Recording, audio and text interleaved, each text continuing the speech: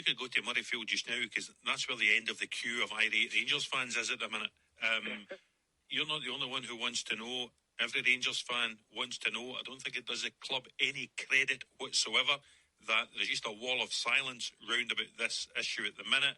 I was actually saying to Andrew off air before the show, I don't think it's dawned on a lot of Rangers supporters the significance and severity of this story. I think, a lot of Rangers supporters have been on holiday just now, still the first couple of weeks of the school break.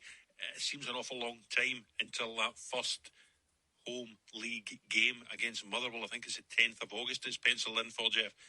My suspicion, and it is only a suspicion, is that it will be at Hampden, simply because, as you made your first point, Rangers fans don't want to go to Murrayfield. They don't want to go to Edinburgh. Rangers fans already pay quite enough money to the football club for season tickets, for hospitality, for merchandise, for everything that goes with supporting their football club. They don't want the extra expense of having to go to Edinburgh.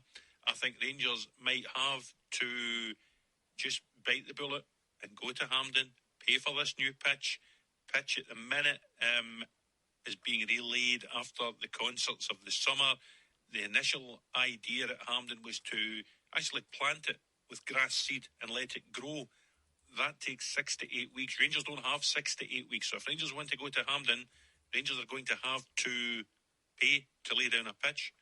They're probably going to have to compensate people who won't be able to get to games. There's then the added complication of hospitality. Are they able to offer at Hampden the same hospitality packages they would have done at Ibrox?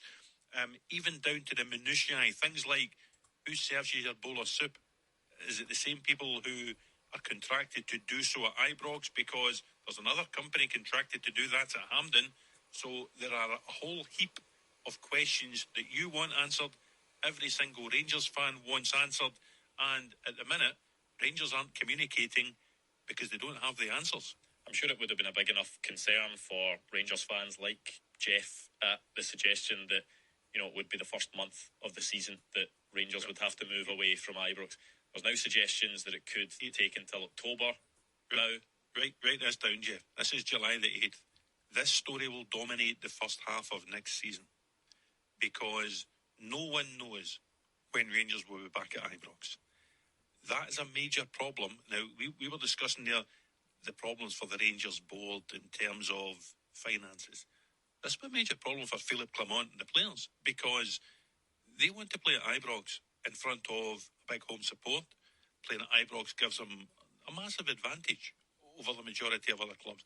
They don't want to be playing home games away from home, if you know what I mean. And all it will take early in the season, a couple of slip-ups, not having those Champions League qualifiers at Ibrox, a major disadvantage to Rangers. So even in a sporting context, a football context, this is a huge problem for Rangers.